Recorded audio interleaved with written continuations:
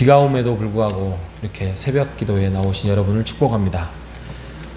우리가 제가 기도한 것처럼 주님의 은혜가 금년 1월부터 함께 이제 우리가 시작되었지만 이제 우리가 3월이 되면 이제 뭔가 또 새로움이 있잖아요. 새봄, 새로움. 그래서 우리가 이제 3월 벌써 5번째 일인데 이제 아이들도 이제 학교를 어제부터 이제 개강을 했고 개학을 하고 시작을 합니다.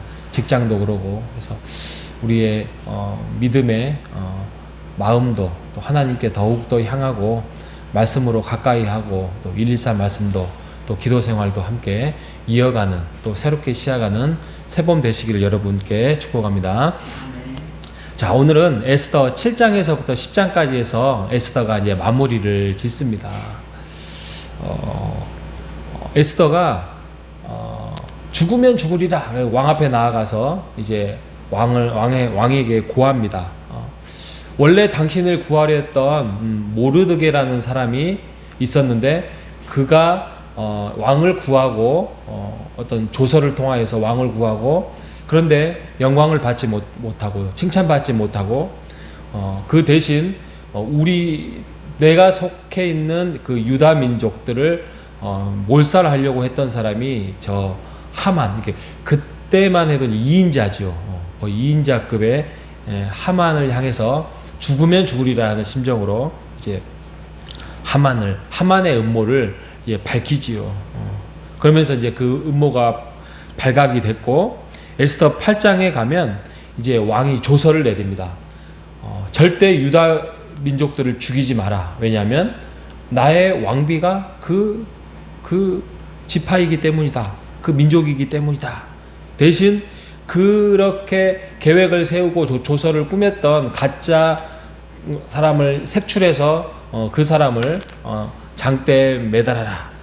결국에는 모르드게를 죽이려고 했던 그 장대에 하만이라는 2인자, 페르시아의 2인자가 매달려 죽습니다.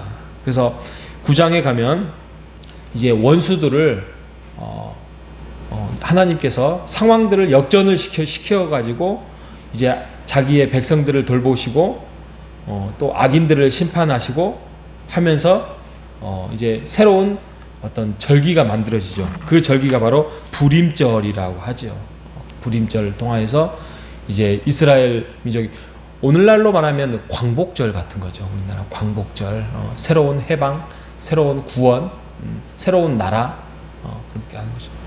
그래서 이제 마지막 10장에 가면 이 땅의 소망보다는 하나님 나라에 사는 기쁨을 갖게 하는, 그래서 하나님께서 그 민족을, 그 나라를 이방 땅에서도 있음에도 불구하고 역전을 시키시는 그런 하나님에 대해서 에스더는 하나님에 대한 일하심을 정말 무슨 영화 같은 장면으로 이렇게 잘 묘사하고 있는 것입니다. 제가 지난주에 우리 그 다음 세대들하고 함께 이렇게 2부 예배 때 나눔을 해봤어요. 그래서 말씀도 들었고, 그래서 이제 어떻게 보면은 이제 새신자들이 많이 있잖아요. 그래서 이제 물어봤어요. 이게 에스더라는 상황과 사건을 아느냐? 전혀 모른대요. 전혀. 그래서 한 5분에 걸쳐서 상황 설명을 했더니 이런 재미있는 무슨 극과 같은 내용이 있습니까? 이런 이야기를 합니다.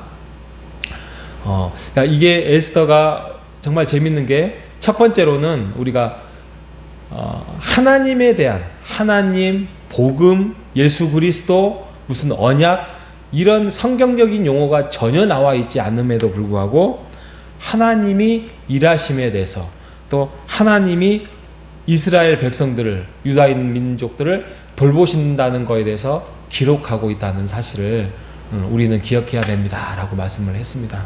예, 그렇습니다. 하나님에 대한 단어 한 번도 안 나오잖아요. 언약, 아브라함, 어떤 이야기도 나오지도 않는데도 불구하고 하나님의 일하심에 대해서, 하나님의 돌보심에 대해서, 또 어떻게 보면 이스라엘 백성이 죽을 뻔한 위치에 처해 있다가 그 극적인 상황에서 하나님께서 이렇게 돌보신다는 것에 대해서 말씀하고 있는 부분이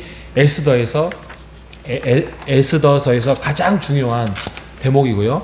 두 번째로는 아까 하만 이야기 했잖아요.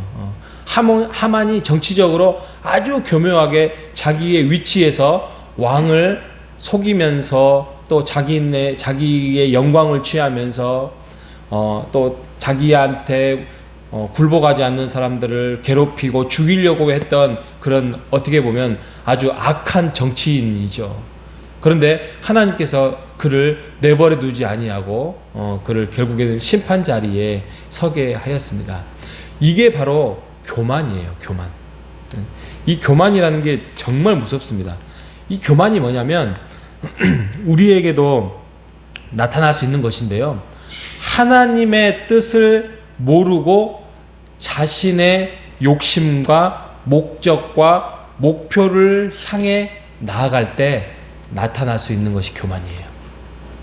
그렇다고 하면 꼭 이게 뭐 하만이라든지 무슨 이방인이라든지 악한 어떤 대적하는 어떤 사단이라든지 그들에게만 나타나는 것이 교만이 아니라 우리에게도 그 교만함이 나타날 수 있다는 거예요. 아님 우리도 하나님의 뜻을 모르는 상태에서 뭔가 열심을 품은 데서 나의 의를 드러내고 나의 목표와 목적을 드러내기 위하여서 뭔가 행할 때 이것은 교만이라는 거예요. 이게 이것으로 끝나는 것이 아니라 점점점 확장된다는 게 정말 무서운 거예요. 그래서 잠언은 말씀하지 않습니까? 교만은 패망의 선봉이고 거만한 마음은 넘어짐의 앞잡이다 라고 말씀을 하고 있지 않겠습니까? 우리가 늘 말씀을 거울 삼아서 우리가 살아있어야 할 증거가 바로 우리가 교만하지 않기 위해서 하나님의 뜻을 헤아리고 내 뜻을 내려놓고 하나님의 뜻을 성취해 나갈 때에 하나님께서 이를 기뻐하시고 즐거워하신다는 거죠.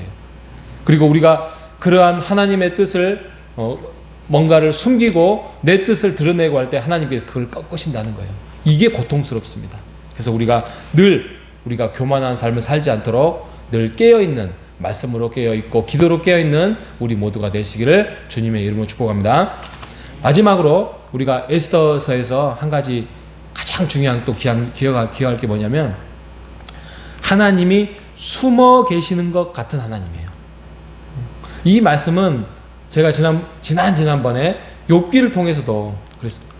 하나님께서 짠 하고 좀 우리에게 좀 마음에 좀 시원한 좀 폭포수와 같이 말씀도 하시고 좀 일도 하시고 그러면서 이렇게 좀 우리에게 좀 기쁨이 넘치는 일을 하시면 좋겠는데 하나님께서는 꼭 드러내지 않으셔요. 하나님께서 영적인 하나님이신가 아니면 원래 하나님의 속성이 그러신지 모르겠는데 뭐 욥이라든지 또 뭐 다니엘이라든지 그리고 뭐 수룹바벨의 그 성전이라든지 꼭 고난과 함께 그거를 잠깐 내버려 두었다가 하나님께서 뭐 에스라, 느헤미야 이것들을 하나님께서 교묘하게 나타나셔가지고 일을 하셔요.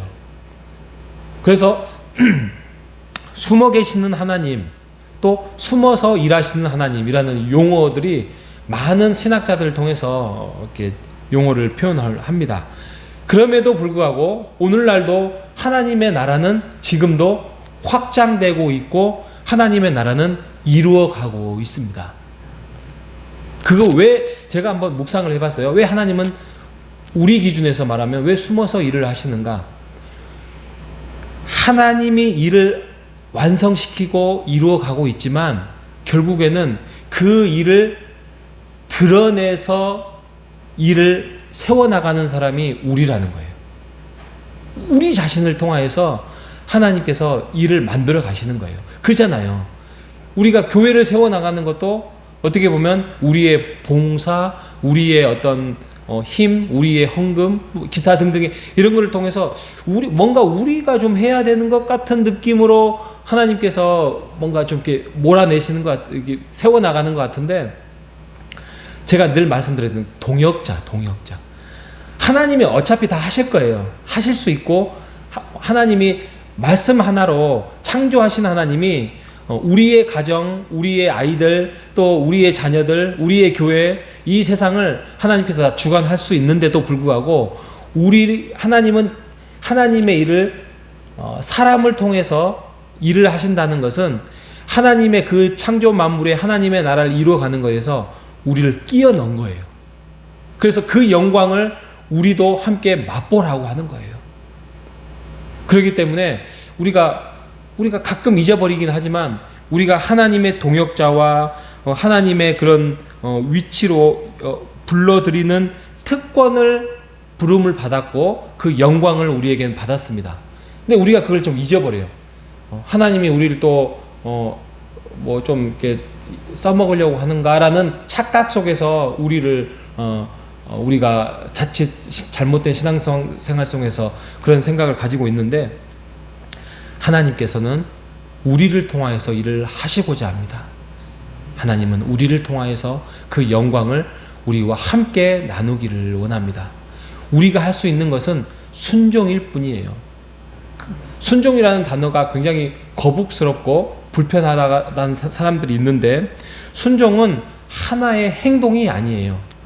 하나의 행동이 아니라 바로 하나님의 자녀다라는 증거입니다.